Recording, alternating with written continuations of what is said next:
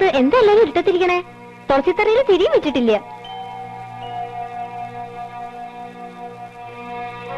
എന്താ ചേച്ചി? ഏയ് എന്താ അത്? നാമം ചെല്ലണ നേരത്ത് ഇഞ്ചി നിന്നമാരി ഇങ്ങനെ ഇരിക്കുക. ദാ മുത്തശ്ശിയും വേണമെങ്കിരിക്കണു. മുത്തശ്ശി, ഞാൻ പുകല കൊണ്ടുവരാൻ മറന്നേനാണോ മുത്തശ്ശി പിണങ്ങിയത്? അത് ഞാൻ എപ്പോഴും മറക്കാറുള്ളതല്ലേ. അതിന് ചെറിയ ചേച്ചി എന്തിനാ പിണങ്ങിയിരിക്കണേ?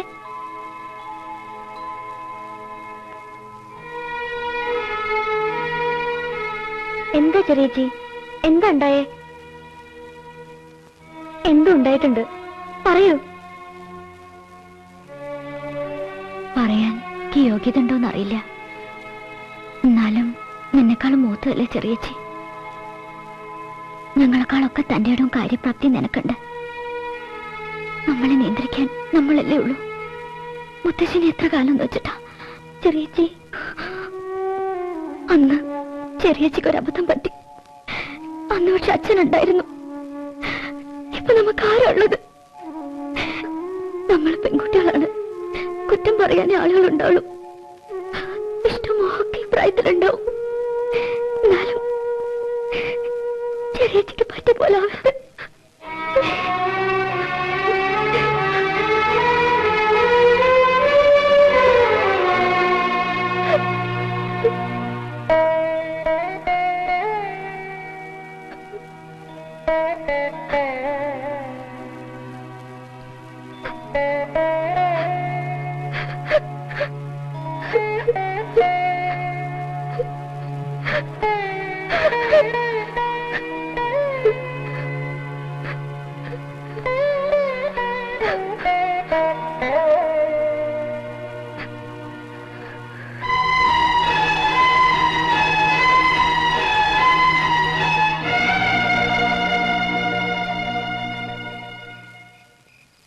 മുത്തശ്ശി, നേരം വെളുക്കുമ്പോ മുതല് രാത്രി കിടക്കണ വരെ സകല ദൈവങ്ങളെ വിളിച്ച് പ്രാർത്ഥിക്കണില്ലേ മുത്തശ്ശി ഞങ്ങൾക്ക് വേണ്ടിയിട്ട്? എന്നിട്ട് എന്താ എനിക്ക് ഇങ്ങനെയൊക്കെ തോന്നാൻ? ദേഷ്യമുണ്ടോ മുത്തശ്ശിക്ക് എന്നോട്? എന്റെ കുട്ടി, അങ്ങനെയൊന്നുമില്ല. നിനക്കൊന്നും പറ്റിയിട്ടില്ലല്ലോ. അല്ലെങ്കിൽ തന്നെ എന്നെ എനിക്ക് വിശ്വാസം ഇല്ലാണ്ടുണ്ടോ? കേട്ടപ്പോ ഒന്ന് പേടിച്ചോന്നേ ഉള്ളൂ. വേണ്ട മുത്തശ്ശി, ഒന്നും വേണ്ട. ഒക്കെ ഞാൻ മറന്നോളാം. മുത്തശ്ശിയെ വിട്ടിട്ട്, ചെറിയ ചേച്ചിയെ വിട്ടിട്ട് എനിക്കൊരു ഇഷ്ടവും വേണ്ട. ഇനി എന്റെ മനസ്സിൽ അങ്ങനെ ഒന്നും തോന്നില്ല. എനിക്കെന്റെ മുത്തശ്ശി, ചെറിയ ചേച്ചി മാത്രം മതി. ഭാഗ്യമില്ലാത്ത കുട്ടികളാണ് നിങ്ങൾ.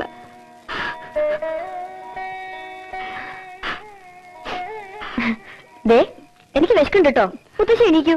എന്തിനെല്ലാരും ഇങ്ങനെ പട്ടിണി ഇരിക്കണേ? വരൂ, ഞാൻ ചോറ് വിളമ്പാം.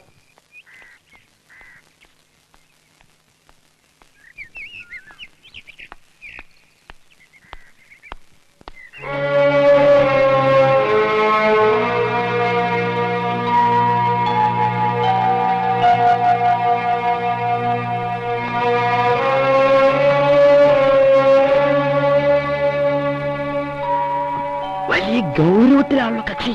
മുത്തശ്ശി, അതെ, എന്റെ പേര് കൂടി വരക്കട്ടോ. മുത്തശ്ശി പറഞ്ഞ പുകയില്ല. സുകുമാരന്റെ അനിയന് ചായ ഉണ്ടാക്കാൻ ആരതിയെന്ന് വന്നുടനെ മുത്തശ്ശി പറഞ്ഞില്ലെങ്കിലും ഒരു ചായ കുടിക്കാനുള്ള മൂടുണ്ട്. പാലല്ലെങ്കിൽ കട്ടനായാലും മതി. സുകുമാരന്റെ അനിയൻ പറയണോണ്ട് തെറ്റിദ്ധരിക്കരുത്. എന്താ മുത്തശ്ശി? അല്ല, ഒന്നും ഉണ്ടായിട്ടല്ല. സുകുമാരന്റെ അനിയൻ നല്ല കുട്ടിയൊക്കെ തന്നെയാ. എന്നാലും വേണ്ട. എന്തിനാ ആൾക്കാരെ കൊണ്ട് അതും ഇതൊക്കെ പറയിക്കാൻ ഇടയാക്കണത്? പെൺകുട്ടികൾ മാത്രമുള്ള വീടാണിത്. എന്തെങ്കിലും ആവശ്യമുള്ളപ്പോ മാത്രം ഇങ്ങോട്ട് വന്നാ മതി.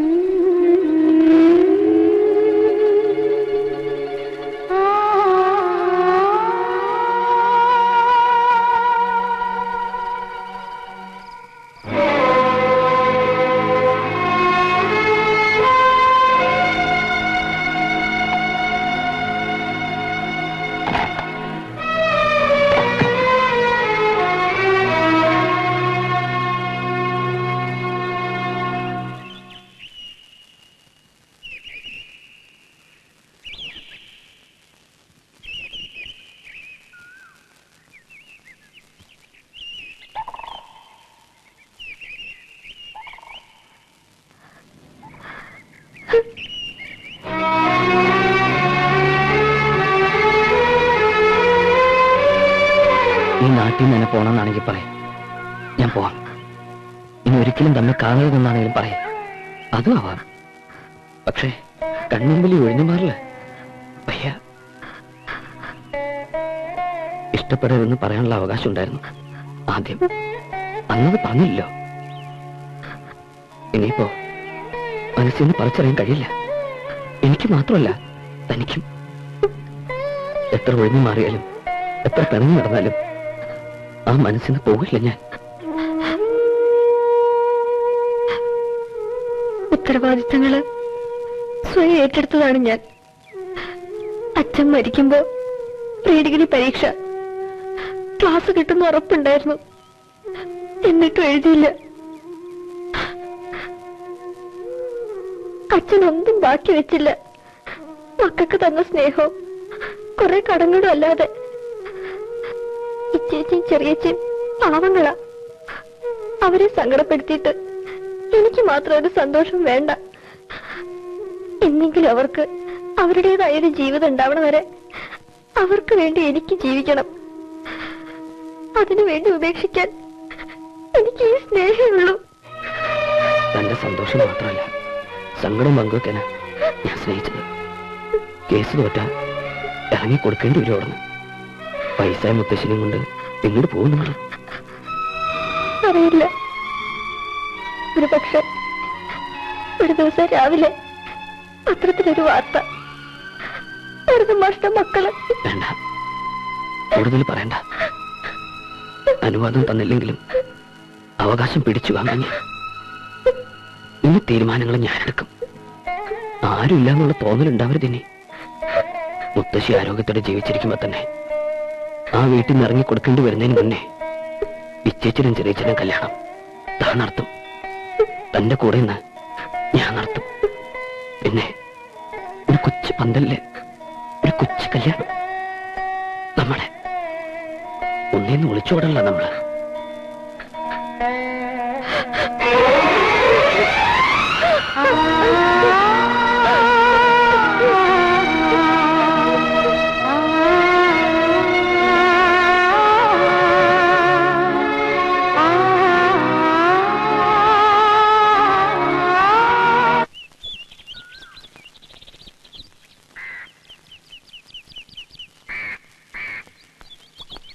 3 ജോഡി ചെരുപ്പ് തേഞ്ഞു. ഇനി ഇത് കയ്യിലെടുത്ത് നടക്കാനാ പാവം.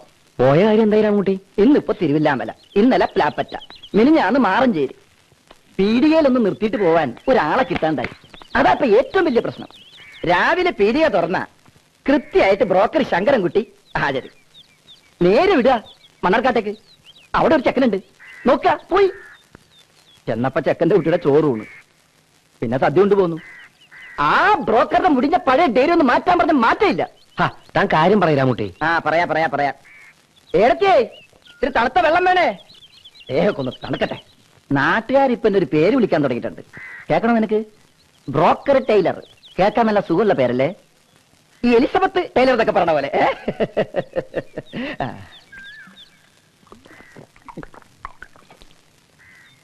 ഔ, ആശ്വാസമായി. ഇനി കടുപ്പത്തിൽ ഒരു ചായ. ആനയെ തിന്നാനുള്ള വിശപ്പുണ്ട്. തൽക്കാലം നമുക്കൊരു കോഴിയിൽ ഒതുക്കാം അല്ലേ? തൽക്കാലം നമുക്കൊരു ചായയിൽ ഒതുക്കാം. എന്നാ ഞാൻ എന്തെങ്കിലും കഴിച്ചിട്ട് വരാം. താൻ പറഞ്ഞിട്ട് വരാമൂട്ടി. ആ ഒടുവിൽ ലക്കിടിയിലെ പുഴയുടെ സൈഡിലെ നല്ല ഐശ്വര്യമുള്ള ഒരു പഴയ മാളിക വീട്. അവിടെ ചെന്നപ്പോ ചെക്കന്റെ 16 അടി യന്ത്രം, എന്നിട്ട് സദ്യ ഉണ്ടെങ്കിൽ പോന്നു അല്ലേ? അല്ല, അതല്ല. പിന്നെ അമ്മയില്ല, അച്ഛൻ ഇല്ല, പിന്നെ ആകുള്ളത് കുറെ പെങ്ങന്മാര്, അവരും ഇല്ല. ഈ തന്തയും തള്ളില്ലാത്തവർക്ക് നമ്മൾ എങ്ങനെ കുട്ടിയെ? അയ്യോ, ഉണ്ടായിരുന്നു, മരിച്ചുപോയതല്ലേ. ഓ, നല്ല ജോലിയുണ്ട് സൊസൈറ്റിയില. മിണ്ടാപ്രാണിയാണ്, ഉപദ്രവിക്കണവരെന്ന് അവരുടെ രാമൻകുട്ടി. പച്ചപ്പാവം. പെൺകുട്ടിയുടെ വീട്ടിലെ കാര്യങ്ങളൊക്കെ താൻ അവരോട് പറഞ്ഞിരിക്കണോ? മുഴുവൻ അങ്ങോട്ട് വിസ്തരിച്ചിട്ടില്ല. അല്ലെങ്കിൽ തന്നെ ഒരു കല്യാണക്കാര്യത്തിന് കുത്തിയിട്ടതും മുളച്ചൊന്നും പറയേണ്ട ആവശ്യമില്ലല്ലോ. അവര് വന്ന് കുട്ടിയെ കാണുകയൊക്കെ വേണ്ടേ? പിന്നെ നാളെങ്കിൽ നാളെ അവര് റെഡി.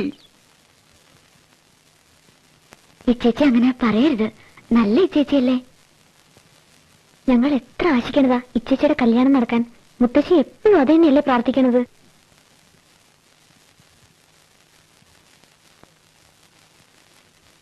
ഇത് നല്ല ആലോചനയാ. ഇച്ചേച്ചിക്ക് ആളെ ഇഷ്ടാവും. ഞാനൊന്ന് പറഞ്ഞു നോക്കട്ടെ. എന്തായി ചേച്ചി ഇത്? ഈശ്വര, ഈ കല്യാണം എന്നൊക്കെ പറയണത് സന്തോഷിക്കേണ്ട കാര്യമല്ലേ? അതിനെന്തിനെത്ര വിഷമിച്ചിരിക്കണത്? ഒക്കെ അങ്ങോട്ട് സമ്മതിക്ക, ഒരു പ്രശ്നമില്ല. നല്ല ചെക്കനാണ് വരുന്നത്. ഇപ്പോ ഒക്കെ വെറുതെ തോന്നും. കല്യാണമൊക്കെ കഴിഞ്ഞ് ഭർത്താവിന്റെ കൂടെ കുട്ടികളൊക്കെ ഒക്കെ വെച്ച് ഇങ്ങനെ നടക്കുമ്പോ ഇച്ചേച്ചിക്ക് തോന്നും, അയ്യേ ഞാൻ അന്ന് കരഞ്ഞത് എത്ര വിഡിത്തമായെന്ന്. വിഡിത്തം എങ്ങനെ പറയാ? വിഡിത്തമായെന്ന്. തൽക്കാലം നീ വിഡിയാകും, ഞാൻ പറഞ്ഞ് മനസ്സിലാക്കിക്കോട്ടെ. ഇപ്പൊ ഞാൻ വിഡിയാവും, കുറച്ച് നീ ആവണം. ഇച്ചേച്ചി, ഇതൊരു ലൈഫിന്റെ ഒന്നും മിണ്ടരുത്, സംസാരിക്കരുത്, ഇനി ഒരു വാക്കുപോലും മിണ്ടരുത്. ചിരിച്ചോടല്ല ഇവിടെ ചിരിക്ക്. ചിരിച്ചു, സമ്മതിച്ചു. ഇച്ചേച്ചി കല്യാണത്തിന് സമ്മതിച്ചു. അതെ, മൗനം സമ്മതം എന്നാ പറയണത്. സുകുമാരന്റെ അനിയ, കല്യാണം എന്നൊക്കെ പറഞ്ഞാൽ ഒരുപാട് കാശ് വേണ്ടേ? അല്ല, അവര് വൃത്തിയായിട്ടൊന്നും ചോദിച്ചില്ല എന്ന് വെച്ചാലും കയ്യിലും കാതിലൊക്കെ എന്തെങ്കിലും ഇട്ടു കൊടുക്കണ്ടേ? അതൊക്കെ നമുക്ക് പിന്നെ ആലോചിക്കാം മുത്തശ്ശി. ആദ്യം ചെക്കൻ വന്ന് ഇച്ചേച്ചൊന്ന് കാണട്ടെ. എന്നാലും പുഴ അങ്ങോട്ട് പറ്റിയാലോ ചങ്ങല അങ്ങോട്ട് പൊട്ടിയാലോ എന്നൊക്കെ ഇപ്പോഴേ വിചാരിച്ച് പിടയ്ക്കണോ? അതല്ല ടൈലറെ, ചെന്നൊരു സഹായം ചോദിക്കാൻ തന്നെ ആരാ ഉള്ളത്? ഞങ്ങളൊക്കെ ഇല്ലേ മുത്തശ്ശി? ഞങ്ങളുണ്ട്. എല്ലാം വളരെ ഭംഗിയായിട്ട് നടക്കും. അപ്പോഴത്തെ ദേഷ്യത്തിന് സുകുമാരന്റെ അനിയനോട് ഇങ്ങോട്ട് വരണ്ടാന്ന് പറഞ്ഞല്ലോ ഞാൻ. എനിക്കിപ്പോ ഓർക്കുമ്പോ വ്യസനുണ്ട്. അതൊക്കെ ഞാൻ അപ്പോഴേ മറന്നില്ലേ മുത്തശ്ശി? ആങ്ങള ഒരെണ്ണം ഉള്ളത് തലതിരിഞ്ഞു പോയതിന് പകരം ഭഗവതി കൊണ്ടു തന്നതാന്ന് എന്നെ. ചെക്കന്റെ വീട്ടുകാര് വരുമ്പോ ചോദിക്കില്ലേ, പെണ്ണിന് കാരണവന്മാരാരും ഇല്ലേന്ന്? ഞാൻ പറ ആലോചിക്കണം. അതിന് മുത്തശ്ശി ഉണ്ടല്ലോ, അത് തന്നെ ധാരാളം. അത് പോരാ, ചില നാട്ടു നടപ്പൊക്കെ ഉണ്ട്. ഒന്നുമില്ലെങ്കിലും പേരിനൊരു അമ്മാമുണ്ടല്ലോ കുട്ടികൾക്ക്. അല്ല, വരൂല്ലേ നിശ്ചയ. എന്നാലും വിളിക്കേണ്ട ഒരു ചുമതല നമുക്കുണ്ട്. വിളിച്ചാലും വരാൻ പോണില്ല, പിന്നെ എന്തിനാ നാണം കെടാൻ നിൽക്കണേ? വരോ വരില്ലയോ അത് അയാളുടെ ഇഷ്ടം. എന്നാലും ചെന്ന് പറയേണ്ട ഒരു കടമയുണ്ട്. മുത്തശ്ശി പോയാ മതി, എന്നെ കാക്കണ്ട. ഞാൻ പോവും, സുമാന്റെ അനിയനെയും കൂട്ടി പോവും. എന്താ സുമാന്റെ അനിയ? ഞാൻ വരാം, പക്ഷെ ഒരു കണ്ടീഷൻ. സുകുമാരന്റെ അനിയാന്ന് മാറ്റി ഇടയ്ക്കെങ്കിലും മുത്തശ്ശി എന്റെ പേരൊന്ന് വിളിക്കണം. ഇല്ലേ ഞാൻ തന്നെ എന്റെ പേര് മറന്നുപോകും.